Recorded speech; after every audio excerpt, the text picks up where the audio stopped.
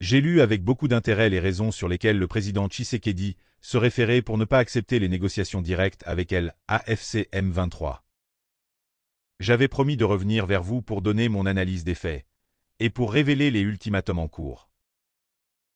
Voici notre analyse. Il est crucial de dialoguer sur le conflit armé en République démocratique du Congo pour plusieurs raisons essentielles. 1. Humanitaire et protection des civils. Le conflit a des conséquences dramatiques sur la population civile, avec des milliers de morts, des déplacements massifs et des violations des droits humains. Le dialogue permettrait de sensibiliser l'opinion publique internationale, d'attirer des aides humanitaires et de mettre en place des stratégies de protection des populations vulnérables dans les zones touchées par la guerre.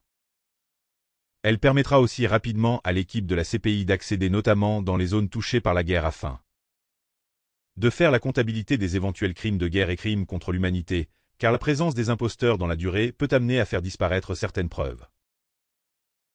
2. Trouver des solutions durables. Le conflit en RDC est complexe, impliquant des causes multiples, notamment des rivalités ethniques, politiques, des ressources naturelles et l'ingérence étrangère. Le dialogue est nécessaire pour parvenir à une solution inclusive qui tienne compte des différents enjeux et des besoins de toutes les parties prenantes. 3. Rétablir la paix et la stabilité. La RDC, étant un pays stratégique au cœur de l'Afrique, joue un rôle important pour la stabilité de toute la région. Un dialogue soutenu pourrait permettre de trouver des solutions politiques qui réduisent les tensions et favorisent une coexistence pacifique. Non seulement au sein du pays, mais aussi avec ses voisins. 4. Renforcer les institutions et la gouvernance. Le dialogue sur le conflit pourrait favoriser un renforcement des institutions étatiques, améliorer la gouvernance et promouvoir des réformes nécessaires à la consolidation de la paix. Cela permettrait aussi d'éviter que les causes profondes du conflit ne soient ignorées, comme la mauvaise gestion des ressources naturelles, le tribalisme d'État, la corruption, la mafia institutionnalisée, les détournements, les violations multiples de la charte républicaine, les violations des droits humains et l'absence de justice sociale. 5. Favoriser la réconciliation. La RDC a connu des cycles répétés de violence, souvent exacerbés par des rivalités internes et des injustices passées.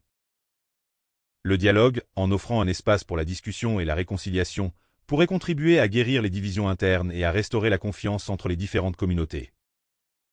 En somme, dialoguer sur le conflit armé en RDC est une démarche indispensable pour initier des solutions qui répondent aux besoins humanitaires, politiques et sociaux, et pour éviter que la violence et les pertes en vie humaine ne persistent.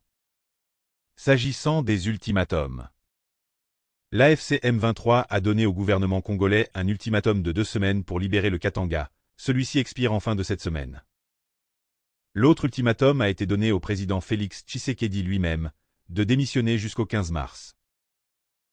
Nous sommes en guerre, mais vraisemblablement le gouvernement national n'affiche aucune réponse adéquate à la situation actuelle qui, pour rappel, a commencé depuis la prise de Bunagana en 2022.